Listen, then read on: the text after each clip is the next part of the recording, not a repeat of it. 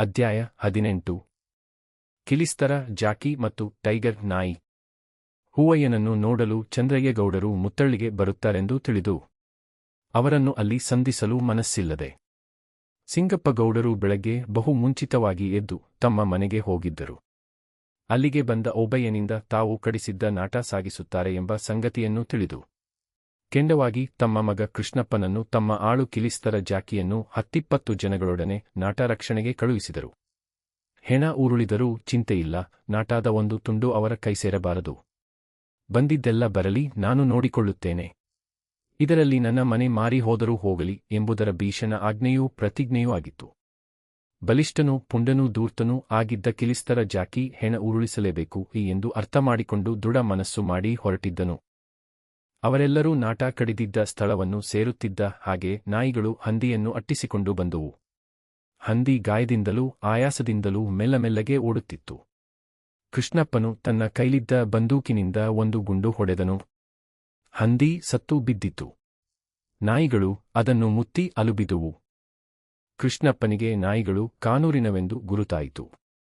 ಕಿಲಿಸ್ತರ ಜಾಕಿಯ ಸಲಹೆಯಂತೆ ಎಲ್ಲರೂ ಸೇರಿ ಹಂದಿಯನ್ನು ಒಂದೆಡೆ ಸೊಪ್ಪಿನ ತುಂಡೆಗಳಿಂದ ಮುಚ್ಚಿದರು. ಅದರ ಮೇಲೆ ಕಂಬಳಿ ಹಾಸಿಕೊಂಡು ಕೈಯಲ್ಲೊಂದು ದೊಣ್ಣೆ ಹಿಡಿದುಕೊಂಡು ಕಿಲಿಸ್ತರ ಜಾಕಿ ಕುಳಿತುಕೊಂಡನು. ನಾಯಿಗಳು ಬಳಿಸಾರಲು ಪ್ರಯತ್ನಪಟ್ಟಾಗ ದೊಣ್ಣೆಯನ್ನು ಬೀಸಿ ಪ್ರಹರಿಸಿದನು. ಅವುಗಳೆಲ್ಲ ಅಲ್ಲಿಯೇ ಸುತ್ತಲೂ ಸುಳಿದಾಡಹತ್ತಿದುವು. ಪುಟ್ಟಣ್ಣ ಇತರರೊಡನೆ ಅಲ್ಲಿಗೆ ಬರಲು ಟೈಗರು ದೂರು ಹೇಳುವ ರೀತಿಯಲ್ಲಿ ಅವನ ಮೈಮೇಲೆ ಹಾರಿ ಹಾರಿ ಬಿದ್ದು ಜಾಕಿ ಕೂತಿದ್ದ ಕಡೆಗೆ ಓಡಿಹೋಗಿ ನೋಡಿ ಇಲ್ಲಿದೆ ಎನ್ನುವಂತೆ ಸೂಚಿಸಿ ಬಾಲವಳ್ಳಾಡಿಸುತ್ತಿತ್ತು. ಅನುಭಶಾಲಿಯಾಗಿದ್ದ ಪುಟ್ಟಣ್ಣನಿಗೆ ಕ್ಷಣಮಾತ್ರದಲ್ಲಿ ನಡೆದ ಸಂಗತಿಯೆಲ್ಲ ಗೊತ್ತಾಯಿತು. ತಮಗೆ ಕೇಳಿಸಿದ್ದ ಈಡು ಕೃಷ್ಣಪ್ಪ ಹೊಡೆದುದಾಗಿರಬೇಕು. ಹಂದಿ ಸತ್ತಿರಬೇಕು. ಅದನ್ನು ಅಲ್ಲಿದ್ದವರು ಅಡಗಿಸಿರಬೇಕು. ಏಕೆಂದರೆ ಹಂದಿ ಮುಂದೆ ಹೋಗಿದ್ದ ಪಕ್ಷದಲ್ಲಿ ನಾಯಿಗಳು ಅದನ್ನು ಹಿಂಬಾಲಿಸದೆ ಅಲ್ಲಿಯೇ ನಿಲ್ಲುತ್ತಿರಲಿಲ್ಲ. ನಾಯಿಗಳ ಉದ್ವೇಗವೂ ನಡವಳಿಕೆಯ ರೀತಿಯೂ ತನ್ನ ಊಹೆಯನ್ನೇ ಸಮರ್ಥಿಸುತ್ತಿತ್ತು. ಅಲ್ಲಿದ್ದವರ ಮುಖಭಂಗಿಯೂ ಏನೋ ಒಂದು ಗುಟ್ಟನ್ನು ಬಿಟ್ಟುಕೊಡಬಾರದೆಂಬಂತಿದೆ. ಎಲ್ಲರೂ ಮಾತು ನಿಲ್ಲಿಸಿ ಮುಂದೇನಾಗುವುದೋ ಎಂಬ ನಿರೀಕ್ಷಣೆಯಿಂದ ನಿಂತಿದ್ದಾರೆ. ಇಷ್ಟೆಲ್ಲವೂ ಗೊತ್ತಾದರೂ ತಿಳಿಯದವರಂತೆ ಪುಟ್ಟಣ್ಣ ಮರ್ಯಾದೆಗಾಗಿ ಕೃಷ್ಣಪ್ಪಗೌಡರಿಗೆ ನಮಸ್ಕಾರ. ಏನು ಶಿಕಾರಿಗೆ ಬಂದಿರೇನು ಎಂದು ಕೇಳಿದನು. ಅವನ ಮುಖದಲ್ಲಿ ಹುಸಿನಗೆ ಮುಗುಳು ಬಿರಿಯುತ್ತಿತ್ತು. ಕೃಷ್ಣಪ್ಪನು ವಿನೋದವಾಗಿಯೇ ನಮಸ್ಕಾರ ಹೇಳಿ ಸಮ್ಮತಿಸಿದನು. ಅವನ ವಾಣಿಯಲ್ಲಿ ಮೂದಲಿಕೆ ತುಂಬಿತ್ತು. ಕಿಲಿಸ್ತರ ಜಾಕಿಯ ಕಡೆ ಒಂದು ಸಾರಿ ಫಕ್ಕನೆ ತಿರುಗಿ ನೋಡಿ ಮತ್ತೆ ಪುಟ್ಟಣ್ಣನನ್ನು ಕುರಿತು 2 ಈಡು ಕೇಳಿತಲ್ಲ, ನಿಮ್ಮ ಕಡೆಯವರೇ ಹೊಡೆದಿದ್ದೇನು ಎಂದನು. ಹೌದು, ನಾನೇ ಹೊಡೆದಿದ್ದು. ಒಂದು ಹಂದಿಗೆ ಇತ್ತ ಮಖಾನೆ ಬಂತಪ್ಪ. ಇತ್ತಲಾಗಿ ಒಂದು ಈಡು ಕೇಳಿಸ್ತಲ್ಲ, ಯಾರು ಹೊಡೆದಿದ್ದು? ಒಂದು ಈಡೇನೋ ಕೇಳಿಸಿತು ಈ ಕಡೆ. ಯಾರು ಹೊಡೆದರೋ ಗೊತ್ತಿಲ್ಲ. ನಮ್ಮ ನಾಯಿ ಇಲ್ಲೇ ಅವೆ ಎಂದು ಪುಟ್ಟಣ್ಣ ಜಾಕಿಯ ಕಡೆ ಸಂಶಯದಿಂದ ನೋಡಿದನು. ಈಗ ನೀವು ಬರೋಹೊತ್ತಿಗೆ ಬಂದುವಷ್ಟೇ ಎಂದು ಜಾಕಿ ದೊಣ್ಣೆ ಬೀಸಿ ತನ್ನ ಬಳಿಗೆ ಬರುತ್ತಿದ್ದ ನಾಯಿಗಳನ್ನು ಚೆದರಿಸಿದನು. ಟೈಗರು ದೂರ ಚಿಮ್ಮಿ ನಿಂತು ರೋಷದಿಂದ ಜಾಕಿಯ ಕಡೆಗೆ ಬಗುಳಿತು. ಪುಟ್ಟಣ್ಣನೂ ಸೇರೆಗಾರರೂ ಸ್ವಲ್ಪ ಪೆಚ್ಚಾದರು. ಯಾರೂ ಇರುವುದಿಲ್ಲ, ನಾಟಗಳನ್ನು ಸರಾಗವಾಗಿ ಸಾಗಿಸಿಬಿಡಬಹುದೆಂದು ಭಾವಿಸಿದ್ದ ಅವರಿಗೆ ಅಷ್ಟು ಜನರು ಅಲ್ಲಿದ್ದದ್ದು ಆಶ್ಚರ್ಯವಾಗಿ ಕಂಡಿತು. ಅದರಲ್ಲಿಯೂ ಕಿಲಿಸ್ತರ ಜಾಕಿ.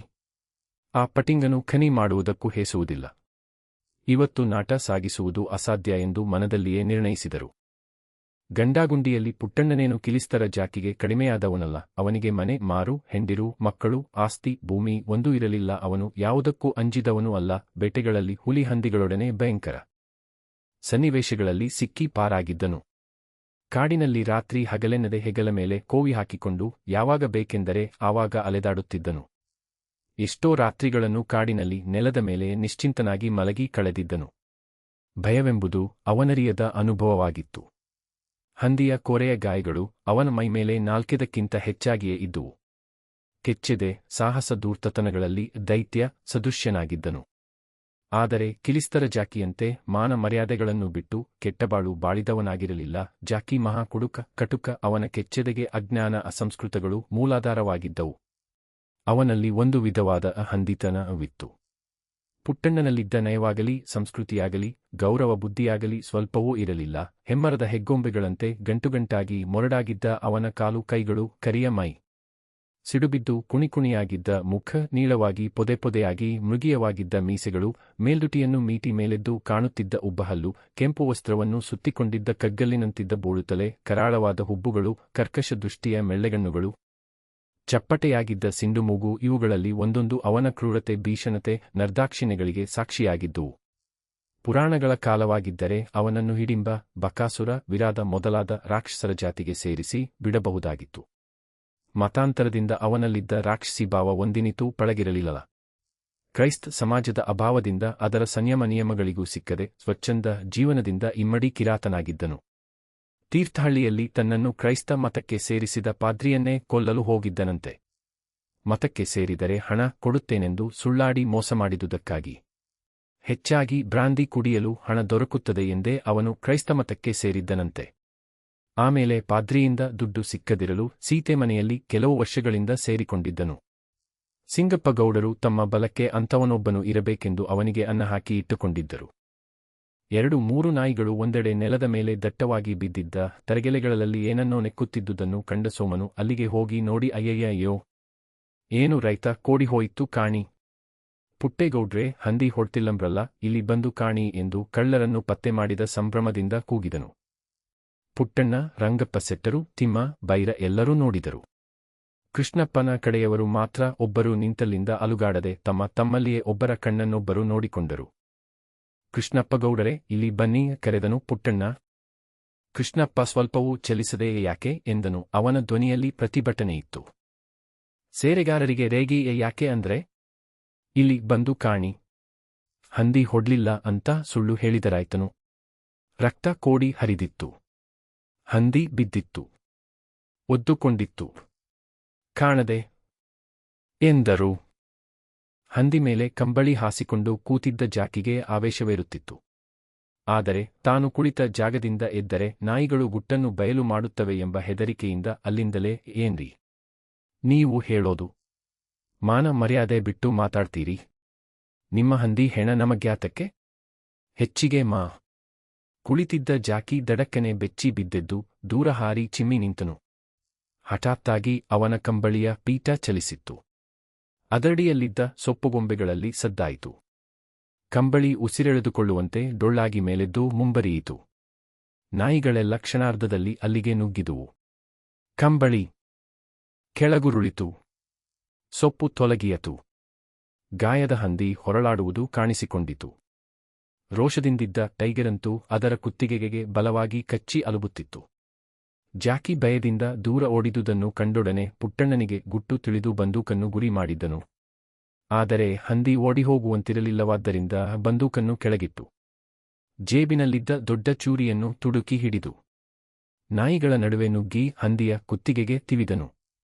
ಬಿಸಿ ರಕ್ತದ ಬುಗ್ಗೆ ಛಲಕ್ಕನೆ ಹಾರಿ ಅವನ ಕೈ ಕೆಂಪಾಯಿತು. ಕೃಷ್ಣಪ್ಪನ ಮೈಯೊದರಿಕೊಣಡು ತುಸು ಹೊತ್ತಿನಲ್ಲಿ ನಿಶ್ಚಲವಾಯಿತು. ಪುಟ್ಟಣ್ಣ ರಕ್ತಮಯವಾಗಿದ್ದ ಚೂರಿಯನ್ನು ನೆಲದ ಮೇಲೆಸೆದು ದೂರ ನಿಂತು ನಿಡುಸು ಎತ್ತಿದ್ದನು. ನಾಯಿಗಳು ಮಾತ್ರ ಇನ್ನೂ ಪ್ರಾಣಿಯ ಮೇಲಿದ್ದ ತಮ್ಮ ರೋಷವನ್ನೆಲ್ಲ ತೀರಿಸಿಕೊಳ್ಳುವುದರಲ್ಲಿ ಮಗ್ನವಾಗಿದ್ದವು. ದೂರ ಓಡಿಹೋಗಿದ್ದ ಜಾಕಿ ಹಂದಿಯ ಮೇಲಿದ್ದ ತನ್ನ ಹಕ್ಕನ್ನು ಮತ್ತೆ ಸ್ಥಾಪಿಸಿಲೋಸುಗ ರಭಸದಿಂದ ನುಗ್ಗಿಬಂದು ನಾಯಿಗಳನ್ನು ದೊಣ್ಣೆಯೆಣೆದ ಚೆದರಿಸಿ ಪಕ್ಕದಲ್ಲಿ ನಿಂತನು. ಸೇರೆಗಾರರು ನಾಯಿ ಯಾಕೆ ಅತ್ತಿಯೋ ಎಂದು ಕೂಗಿದರು. ಜಾಕಿ, ಏನ್ರಿ ಗೀ ಅಂತೀರಿ? ನಿಮ್ಮ ಹೆಂಡ್ತಿಗೆ ಹೇಳಿ ಅಂತ ಎಂದವನೇ ತನ್ನ ಕಡೆಯವರನ್ನು ಕುರಿತು, ಬಸ್ರೋ ಇಲ್ಲಿ, ಹಂದಿ ಕಾಲ್ಕಟ್ಟಿ ಹೊರಿ ಎಂದು ಭೀಷಣ ಧ್ವನಿಯಿಂದ ಅಪ್ಪಣೆ ಮಾಡಿದನು. ಸೇರೆಗಾರರು ತಮ್ಮವರಿಗೆ ಹಾಗೆಯೇ ಅಪ್ಪಣೆ ಮಾಡಿದರು. ಮೈಮೇಲೆ ಬಂದ್ರೆ ಹೆಣ ಉರುಳಿಸಿಬಿಡ್ತೀನಿ ಎಂದು ಜಾಕಿ ದೊಣ್ಣೆಯನ್ನು ಭದ್ರಮುಷ್ಟಿಯಿಂದ ಹಿಡಿದು ನಿಂತನು. ಅನಾಹುತವಾಗುತ್ತದೆ ಎಂದು ಅಳುಕಿ ಕೃಷ್ಣಪ್ಪ, ಜಾಕಿ ಇಲ್ಲಿ ಬಾರೋ ಎಂದು ಕರೆದನು. ಜಾಕಿ, ಬಿಡಿ ಸ್ವಾಮಿ, ಹಂದಿ ಹೋಗೋಕು, ಇಲ್ಲದ್ರೆ ನನ್ನ ಹೆಣ ಹೋಗಬೇಕು ಎಂದವನು ಕೃಷ್ಣಪ್ಪನ ಕಡೆಗೆ ತಿರುಗಿ ಕೂಡ ನೋಡಲಿಲ್ಲ. ಟೈಗರು ದೂರ ನಿಂತು ಜಾಕಿಯನ್ನು ರೋಷದೃಷ್ಟಿಯಿಂದ ನೋಡುತ್ತಿತ್ತು. ಸೇರೆಗಾರರೇನೋ ಅಪ್ಪಣೆ ಮಾಡಿದರು. ಆದರೆ ಜಾಕಿಯ ದೊಣ್ಣೆಗೆ ಹೆದರಿ ಯಾರೂ ಮುಂದುವರಿಯಲಿಲ್ಲ. ಬಾಡುಗಳ ಡೊಳ್ಳು ಹೊಟ್ಟೆಯ ಸೋಮನು ಮಾತ್ರ ಮುಂದೆ ಸಾಗಿದನು. ಅವನು ಮುಂದುವರಿದುದು ಮಾಂಸಲೋಭದಿಂದಲೇ ಹೊರತು ಧೈರ್ಯದಿಂದಲೂ ಅಲ್ಲ, ಶಕ್ತಿಯಿಂದಲೂ ಅಲ್ಲ. ಅವೆರಡರಲ್ಲಿ ಅಲ್ಲಿದ್ದವರೆಲ್ಲರೂ ಅವನಿಗಿಂತ ಮೇಲಾಗಿದ್ದರು. ಬರುತ್ತಿದ್ದ ಸೋಮನನ್ನು ಕಂಡು ಜಾಕಿ, ಬೇಡ, ದೂರ ಹೋಗು ಎಂದು ಗರ್ಜಿಸಿದನು. ಸೋಮನು ಲಕ್ಷಿಸಲಿಲ್ಲ. ಅವನ ಮನಸ್ಸಿನಲ್ಲಿ ಜಾಕಿ ಹೆದರಿಸುತ್ತಾನೆಯೇ ಹೊರತು ಇಷ್ಟು ಜನರ ಮಧ್ಯೆ ನಿಜವಾಗಿಯೂ ತನ್ನನ್ನು ಹೊಡೆಯುವುದಿಲ್ಲ ಎಂದು ಊಹಿಸಿದ್ದನು. ಆದರೆ ಊಹೆ ತಪ್ಪಾಯಿತು. ಜಾಕಿ ದೊಣ್ಣೆಯನ್ನು ಬಲವಾಗಿ ಬೀಸಿದನು. ಸೋಮನು ಮೈಗೆ ಬೀಳುವ ಪೆಟ್ಟನ್ನು ನಿವಾರಿಸಲು ಕೈ ಎತ್ತಿದನು. ಪೆಟ್ಟು ಎಡಗೈಗೆ ತಗುಲಿ ಅಯ್ಯೋ ಸತ್ತೇ ಎಂದು ಅರಚಿಕೊಂಡು ಕುಸಿದು ಬಿದ್ದನು. ಸೆರೆಗಾರರು ಕ್ರೋಧದಿಂದಲೂ ಭಯದಿಂದಲೂ ಗಟ್ಟಿಯಾಗಿ ಹಿಡಿ, ಟೈಗರ್, ಹಿಡಿ ಎಂದು ಕೂಗಿದನು. ಸೋಮನು ಬಿದ್ದೊಡನೆಯೇ ಪುಟ್ಟಣ್ಣ, ಕೃಷ್ಣಪ್ಪ ಎಲ್ಲರೂ ಜಾಕಿ, ಜಾಕಿ ಎಂದು ಗದರಿಸುತ್ತಾ ಅವನಿದ್ದಲ್ಲಿಗೆ ಬರುತ್ತಿದ್ದರು. ಸೇರೆಗಾರರು ಹಿಡಿ, ಟೈಗರ್, ಹಿಡಿ ಎಂದು ಕೂಗಿದೊಡನೆ ಮೊದಲಿನಿಂದಲೂ ಜಾಕಿಯ ಮೇಲೆ ರೋಷವಿಟ್ಟಿದ್ದ ಆ ದೊಡ್ಡ ಜಾತಿಯ ನಾಯಿ ಬಾಣದಂತೆ ಚಿಮ್ಮಿ ಜಾಕಿಯ ಮೇಲೆ ನುಗ್ಗಿತು.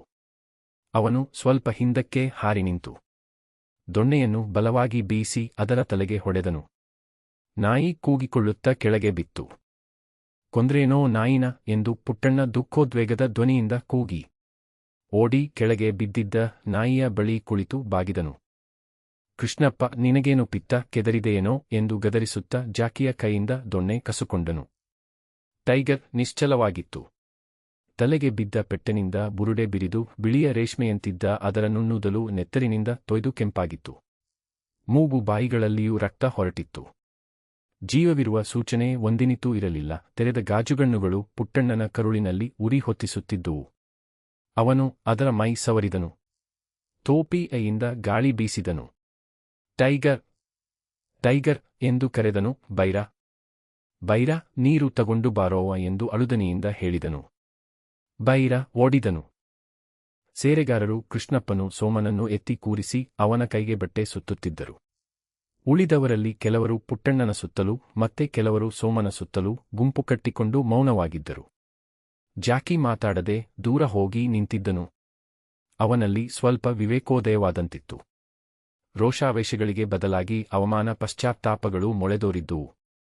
ಹೆಡೆಬಿಚ್ಚಿದ್ದ ಅವನ ಮೃಗಿಯ ಧೈರ್ಯ ಹೆಡೆಮುಚ್ಚಿ ಅಧೀರವಾಗಿತ್ತು. ಧೈರ್ಯಗಳಲ್ಲಿ ಎರಡು ವಿಧಗಳಿವೆ. ಒಂದನೆಯದು ಮೃಗಿಯ ಮತ್ತು ತಾಮಸ. ಎರಡನೆಯದು ದೈವಿಕ ಮತ್ತು ಸಾತ್ವಿಕ. ತಾಮಸ ಧೈರ್ಯ ರಾಗಮೂಲವಾದುದು. ಕ್ಷಣಿಕ ಉದ್ರೇಕಗಳಿಂದ ಉದ್ದೀಪನವಾದುದು, ಅವಿವೇಕವಾದುದು. ಸಾತ್ವಿಕ ಧೈರ್ಯ ನೀತಿಮೂಲವಾದುದು. ಮೊದಲನೆಯದು ಹುಲ್ಲು ಬೆಂಕಿಯಂತೆ, ಎರಡನೆಯದು ಕಲ್ಲಿದ್ದಲ ಬೆಂಕಿಯಂತೆ. ಮೃಗಿಯ ಧೈರ್ಯ ದೇಹಬಲದ ಮೇಲೆ ನಿಂತಿದೆ. ದೈವಿಕ ಧೈರ್ಯ ಆತ್ಮಬಲದ ಮೇಲೆ ನಿಂತಿದೆ.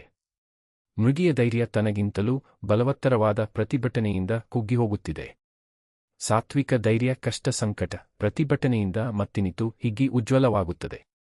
ಮೊದಲನೆಯದಕ್ಕೆ ಮರಣಭಯವಿದೆ, ಎರಡನೆಯದಕ್ಕೆ ಅದಿಲ್ಲ. ಮೊದಲನೆಯದು ಕೇಡಿಯಾಗಿರುವ ಮಾರುವೇಷದ ಹೇಡಿತನ, ಎರಡನೆಯದು ಶಿಲುಬೆಗೇರುವ ಯೇಸುಕ್ರಿಸ್ತನ ಅಪಾರ ಸಾಮರ್ಥ್ಯ. ತಾಮಸಧೈರ್ಯ ಉದ್ರೇಕ ಕೊನೆಗೊಂಡೊಡನೆಯೇ ತಲೆ ಬಾಗುತ್ತದೆ. ಆದ್ದರಿಂದಲೇ ಜಾಕಿ ಮೂಕನಾಯಿಯನ್ನು ಕೊಲೆಗೈದು ತನ್ನವರಿಂದಲೂ ತಿರಸ್ಕೃತನಾಗಿ ದೂರ ನಿಂತಿದ್ದು.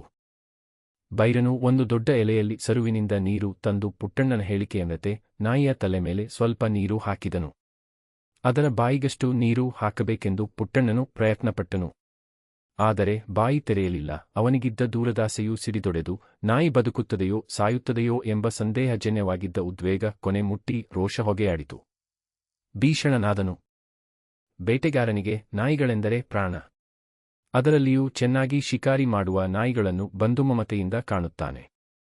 ಅವುಗಳಿಗೂ ತನ್ನಂತೆಯೇ ವ್ಯಕ್ತಿತ್ವವಿದೆ ಎಂಬುದರಲ್ಲಿ ಅವನಿಗೆ ಸ್ವಲ್ಪ ಮಾತ್ರವೂ ಸಂದೇಹವಿರುವುದಿಲ್ಲ. ನಾಯಿಗಳಿಗಾಗುವ ಅಪಾಯವು ತನ್ನ ಅಂಗಗಳಿಗಾದ ಅಪಾಯದಂತೆ. ಶಿವಾಜಿ ತನಗೆ ಬಲಗೈಯಂತಿದ್ದು ಪ್ರೀತಿಪಾತ್ರನಾಗಿದ್ದ. ತಾನಾಜಿಯ ಮರಣವಾರ್ತೆಯನ್ನು ಕೇಳಿದಾಗ ಎಷ್ಟು ಶೋಕಪಟ್ಟನೋ ಅಷ್ಟೇ ಶೋಕವಾಗುತ್ತದೆ. ಬೇಟೆಗಾರನಿಗೆ ತನ್ನ ನೆಚ್ಚಿನ ನಾಯಿಯ ಸಾವಿನಿಂದ ಟೈಗರ್ ಮುರಪಟ್ಟುದು ನಿಶ್ಚಯವಾದೊಡನೆಯೇ ಪುಟ್ಟಣ್ಣ ರೋಷ ಭೀಷಣನಾಗಿ ಮುಕ್ಕಿ ತೀರಿಸಿಕೊಳ್ಳುವ ಛಲದಿಂದ ಮೇಲೆದ್ದನು. ಹನಿ ತುಂಬಿದ್ದ ಅವನ ನೇತ್ರಗಳು ವಿಸ್ತಾರಿತವಾಗಿ ಆರಕ್ತವಾದುವು. ಕ್ರೋಧವೇಗದಿಂದ ತುಟಿಗಳು ಕಂಪಿಸಿದುವು. ಮುಖ ಕರಾಳ ಕರ್ಕಶವಾಯಿತು. ನರಗಳು ಮಾಂಸಖಂಡಗಳು ಬಿಗಿದು ದೃಢನಿಶ್ಚಯತೆ ಮುಖದ ರೇಖೆಗಳಲ್ಲಿಯೂ ಪ್ರಸ್ಫುಟವಾಗಿತ್ತು. ಹಂದಿಯ ರಕ್ತದಿಂದ ಮೊದಲೇ ಕೆಂಪಾಗಿದ್ದ ಅವನ ಕೈ ಮೈಗಳು ಅವನ ಸ್ಥಿತಿಯನ್ನು ದ್ವಿಗುಣಿತ ರೌದ್ರವನ್ನಾಗಿ ಮಾಡಿದುವು. ಅಲ್ಲಿದ್ದವರೆಲ್ಲರೂ ಮುಂದೇನೋ ಅನಾಹುತವಾಗುವುದಿದೆಂದು ಆಶಂಕೆಯಿಂದ ಭೀತರಾದರು. ಪುಟ್ಟಣ್ಣ ಎಲ್ಲಿ ಆ ಸೂಳೇಮಗ ಎಂದು ಕೂಗಿ ಹಿಂತಿರುಗಿ ನೋಡಿದನು. ಸಿಟ್ಟಿನಿಂದ ಅವನ ಮೂಗು ಬುಸುಗುಡುತ್ತಿತ್ತು. ನಿಡುಸುಯ್ದುಗಳಿಂದ ಎದೆ ಉಬ್ಬಿಯುಬ್ಬಿ ಬೀಳುತ್ತಿತ್ತು.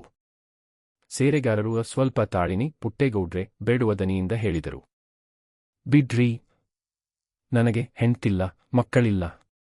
ಅವನ್ನ ಗುಂಡಿನಲ್ಲಿ ಹೊಡೆದು ಗಲ್ಲಾದ್ರೆ ಆಗ್ಲಿ ಎಂದು ಪುಟ್ಟಣ್ಣ ಬಂದೂಕು ಬಿಟ್ಟಿದ್ದಲ್ಲಿಗೆ ನುಗ್ಗಿದನು. ತಾಳಿನಿ ಪುಟ್ಟೇಗೌಡ್ರೆ. ಸ್ವಲ್ಪ ತಾಳು ಪುಟ್ಟಣ್ಣ. ಬೇಡ ಬೇಡ. ನಿಮ್ಮ ದಮ್ಮಯ್ಯ ತಿಮ್ಮ ಕೋವಿ ತಗೊಂಡು ಹೋಗೋ ಎಂದು ಅನೇಕ ಉದ್ವೇಗದ ಭಯದ ವಾಣಿಗಳು ಸುತ್ತಲೂ ಕೇಳಿಸಿದುವು. ಪುಟ್ಟಣ್ಣ ತಾನು ಇಟ್ಟಿದ್ದಲ್ಲಿ ಬಂದೂಕನ್ನು ಕಾಣದೆ ಇನ್ನಷ್ಟು ಕ್ರೋಧಾಂಧನಾಗಿ ಕೋವಿ ಕೊಡ್ತೀರೋ ಇಲ್ಲೋ ಎಂದು ಗರ್ಜಿಸಿ ಅಲ್ಲಿದ್ದವರ ಕಡೆ ಕೆಂಗಣ್ಣಾಗಿ ನೋಡಿದನು. ಕೋವಿ ಯಾರ ಬಳಿಯೂ ಇರಲಿಲ್ಲ. ಹಳೆ ಪೈಕದ ತಿಮ್ಮ ಅದನ್ನು ತೆಗೆದುಕೊಂಡು ದೂರ ದೂರ ಹೋಗುತ್ತಿದ್ದನು. ಪುಟ್ಟಣ್ಣ ನಿಲ್ತೀಯೋ ಇಲ್ಲೋ ಎಂದು ಹುಚ್ಚು ಹಿಡಿದವನಂತೆ ಆರ್ಭಟಿಸಿ ಅವನ ಕಡೆಗೆ ನುಗ್ಗಿದನು. ತಿಮ್ಮ ಭಯಗ್ರಸ್ತನಾಗಿ ಗೊಂಬೆಯಂತೆ ನಿಂತುಬಿಟ್ಟನು. ನಿಮಿಷಾರ್ಧದಲ್ಲಿಯೇ ಬಂದೂಕು ಪುಟ್ಟಣ್ಣನ ಕೈಲಿತ್ತು. ಓಡೋ ಜಾಕಿ. ಜಾಕಣ್ಣ ಓಡು. ಅಯ್ಯೋ ಅಯ್ಯೋ ಬೇಡ ಬೇಡ ದಮ್ಮಯ್ಯ ಬಿಡಿ ಎಂದು ಎಲ್ಲರೂ ಆರ್ತನಾದ ಮಾಡತೊಡಗಿದರು. ಜಾಕಿ ಮಾತ್ರ ನಿಂತಲ್ಲಿಂದ ಅಲುಗಾಡಲಿಲ್ಲ. ಪುಟ್ಟಣ್ಣ ಬಂದೂಕನ್ನು ತುಡುಕಿ ಹಿಡಿದು ಜಾಕಿ ನಿಂತಿದ್ದ ದಿಕ್ಕಿಗೆ ತಿರುಗಿಸಿದೊಡನೆ ಸೇರೆಗಾರರು ಕೃಷ್ಣಪ್ಪನೂ ಬೇಡ ಬೇಡ ಎಂದು ಕೂಗಿದರು. ಅವನನ್ನು ಬಲವಾಗಿ ಮುತ್ತಿದರು. ನನ್ನ ಕೊಂದು ಮುಂದೆ ಹೋಗಬೇಕು ನೀವು ಎಂದು ಸೇರೆಗಾರರು ಕೋವಿಯನ್ನು ಭದ್ರಮುಷ್ಟಿಯಿಂದ ಹಿಡಿದರು. ಅದರ ನಳಿಗೆ ಅವರ ಎದೆಗೆ ತಾಗಿತ್ತು. ಜನಗಳ ಬೊಬ್ಬೆ, ನಾಯಿಗಳ ಕೂಗಿನಿಂದ ಕಾಡೆಲ್ಲ ಕಿವುಡಾಗಿತ್ತು. ಬಿಡಿಸಿಕೊಳ್ಳಲು ಮಾಡಿದ ಪ್ರಯತ್ನ ವಿಫಲವಾಗಿ ಪುಟ್ಟಣ್ಣ ಮುಷ್ಟಿಯನ್ನು ಸಡಿಲಿಸಿ ಕೋವಿಯನ್ನು ಸೇರೆಗಾರ ಕೈಯಲ್ಲಿಯೇ ಬಿಟ್ಟು ಮತ್ತೆ ನಾಯಿಯ ಬಳಿ ಹೋಗಿ ಕುಳಿತು ಬಿಕ್ಕಿ ಬಿಕ್ಕಿ ಅಳತೊಡಗಿದನು. ರೋಷವೆಲ್ಲ ರೋದನವಾಯಿತು. ಜಾಕಿಯ ನೆತ್ತರಿಗೆ ಬದಲಾಗಿ ತನ್ನ ಕಣ್ಣೀರನ್ನೇ ನಾಯಿಯ ಮೇಲೆ ಸುರಿದನು. ಕಾಡೆಲ್ಲ ಮಳೆ ಬಂದು ಬಿಟ್ಟಂತೆ ನೀರವಾಗಿತ್ತು. ಸ್ವಲ್ಪ ಹೊತ್ತಾದ ಮೇಲೆ ದೈನ್ಯತ ಸೂಚಕವಾದ ದುಃಖಧ್ವನಿಯಿಂದ ಪುಟ್ಟಣ್ಣ ಬೈರ ಇಲ್ಲಿ ಬಾರೋ ಎಂದನು. ಬೈರ ಬಳಿಗೆ ಬರಲು ಟೈಗರಿನ ಶವವನ್ನು ನಿರ್ದೇಶಿಸಿ ಹೊತ್ತುಕೋ ಎಂದನು. ಬೈರ ನಾಯಿಯನ್ನೆತ್ತಿ ಬೆನ್ನಿನ ಮೇಲೆ ಹಾಕಿಕೊಂಡು ಹಿಂದೆ ಅನೇಕ ಸಾರಿ ಸತ್ತ ಕರುಗಳನ್ನು ಹಾಗೆಯೇ ಹೊತ್ತಿದ್ದ ಅವನಿಗೆ ಅದೊಂದು ಶ್ರಮವಾಗಿರಲಿಲ್ಲ. ಪುಟ್ಟಣ್ಣ ಕಣ್ಮರೆಸಿಕೊಳ್ಳುತ್ತ ಮೇಲೆದ್ದು ಸೇರೆಗಾರರ ಬಳಿಗೆ ಬಂದು ಅತ್ಯಂತವಾದ ಶಾಂತ ನಮ್ರವಾಣಿಯಿಂದ ಮೃದುವಾಗಿ ಆ ಕೋವಿ ಕೊಡಿ ಸೇರೆಗಾರೆ ಎಂದು ಕೈ ನೀಡಿದನು. ಹಿಂದೆ ರೋಷಮೂರ್ತಿಯಾಗಿದ್ದವನು ಈಗ ದುಃಖ ಮೂರ್ತಿಯಾಗಿದ್ದನು. ಆದರೂ ಸೇರೆಗಾರರಿಗೆ ಕೋವಿಯನ್ನು ನೀಡಲು ಧೈರ್ಯ ಬಾರದೆ ನಾನೇ ತರುತ್ತೇನೆ ಎಂದರು. ಕೋಡಿ, ಆ ಪಾಪೀನ ನಾನ್ಯಾಕೆ ಕೊಲ್ಲಲಿ, ಬದುಕಿ ಹಾಳಾಗಲಿ ಎಂದನು. ಸೇರೆಗಾರರು ಬಂದೂಕನ್ನು ಕೈಗೆ ನೀಡಲು ಅದರ ನಳಿಗೆಯನ್ನು ಬಿಚ್ಚಿ ನೋಡಿದನು. ತೋಟಗಳಿರಲಿಲ್ಲ. ತೋಟ ಎಲ್ಲಿ? ಕೋಡಿ ಇಲ್ಲ, ನಾ ತೆಗಿಲಿಲ್ಲ. ತಿಮ್ಮ ಹಿಂದಿನಿಂದ ನಾನಾಗ್ಲೇ ತೆಗ್ಗಿಟ್ಕಂಡಿದ್ದೆ. ಹಿಡೀರಿ ಎಂದು 2 ಕೆಂಬಣ್ಣದ ತೋಟಗಳನ್ನು ನೀಡಿದನು. ಪುಟ್ಟಣ್ಣ ಅವುಗಳನ್ನು ನಳಿಗೆಗೆ ಹಾಕದೆ ಜೇಬಿಗೆ ಹಾಕಿಕೊಂಡು ನಾಯಿಯ ಹೆಣವನ್ನು ಹೊತ್ತು ನಿಂತಿದ್ದ ಬೈರನಿಗೆ ತಲೆಯಲ್ಲಡಿಸಿ ಹೊರಡಲು ಸನ್ನೆ ಮಾಡಿ ಬಂದೂಕನ್ನು ಹೆಗಲ ಮೇಲಿಟ್ಟುಕೊಂಡು ಹೊರಟನು. ನಾಯಿಗಳೆಲ್ಲ ಮೌನವಾಗಿ ಅವನ ಹಿಂದೆ ನಡೆದುವು. ಬೈರನು ಹೆಜ್ಜೆ ಇಟ್ಟಂತೆಲ್ಲ ಅವನ ಬೆನ್ನುಗಡೆ ಜೋಲು ಬಿದ್ದಿದ್ದ ಟೈಗರಿನ ತಲೆ ತೂಗಾಡುತ್ತಿತ್ತು. ಕೆಲವು ನಾಯಿಗಳು ಆಗಾಗ ಅದರ ಕಡೆ ಬೆರಗಾಗಿ ನೋಡುತ್ತಿದ್ದುವು. ಟೈಗರು ಹಿಂದೆ ಅನೇಕ ಸಾರಿ ಬೈರನು ಹಾಗೆಯೇ ಹೊತ್ತಿದ್ದ ಕಾಡು ಪ್ರಾಣಿಗಳ ಹೆಣವನ್ನು ಹಾಗೆಯೇ ನೋಡಿತ್ತು. ಆದರೆ ನೋಟದಲ್ಲಿ ದಿಗ್ವಿಜಯದ ಸೂಚನೆಯಿರುತ್ತಿತ್ತು. ಅಪರಾಹವಾಗಿದ್ದರೂ ಆ ದಟ್ಟವಾದ ಕಾಡಿನಲ್ಲಿ ತಂಪು ನೆಳಲು ಅಕ್ಷತವಾಗಿತ್ತು. ಎಲ್ಲಿಯಾದರೂ ಒಂದೊಂದೆಡೆ ಮಾತ್ರ ಬಿಸಿಲು ಚೆಲ್ಲಿದ್ದಿತು. ಸೇರೆಗಾರರು ಕೃಷ್ಣಪ್ಪನೂ ಮತ್ತುಳಿದವರೆಲ್ಲರೂ ಮಾತಾಡದೆ ನಿಂತು ನೋಡಿದರು. ಹೆಗಲ ಮೇಲೆ ಬಂದೂಕು ಹೊತ್ತಿದ್ದ ಪುಟ್ಟಣ್ಣ ಮುಂದೆ ನಾಯಿಯ ಬಿಳಿಯ ಹೆಣವನ್ನು, ಬೈರ ಹಿಂದೆ ಅವರ ಸುತ್ತಲೂ ಸಣ್ಣ ದೊಡ್ಡ ನಾಯಿಗಳ ಚಲಿಸುತ್ತವ ಮಂದೆ. ಅದೊಂದು ಭವ್ಯವಾದ ಸ್ಮಶಾನ ಮೆರವಣಿಗೆಯಂತಿತ್ತು. ಅದೇ ಶೋಕ, ಅದೇ ಮೌನೆ, ಅದೇ ಗಾಭೀರ್ಯ. ಆದರೆ ಮೃತ್ಯಸೂಚಕವಾದ ಶೋಕವಾದ್ಯಗಳಿರಲಿಲ್ಲ. ಅದನ್ನು ನೋಡಿ ಜಾಕಿಯ ಮನಸ್ಸು ಕೂಡ ವಿಕ್ಷುಬ್ಧವಾಗಿತ್ತು. ಅವನು ಕಂಡಿದ್ದ ತನ್ನ ಜಾತಿಯವರ ಸ್ಮಶಾನಯಾತ್ರೆ ಅದಕ್ಕಿಂತಲೂ ಹೆಚ್ಚೇನೂ ಶೋಕಪೂರ್ಣವಾಗಿ ಭವ್ಯತರವಾಗಿರಲಿಲ್ಲ.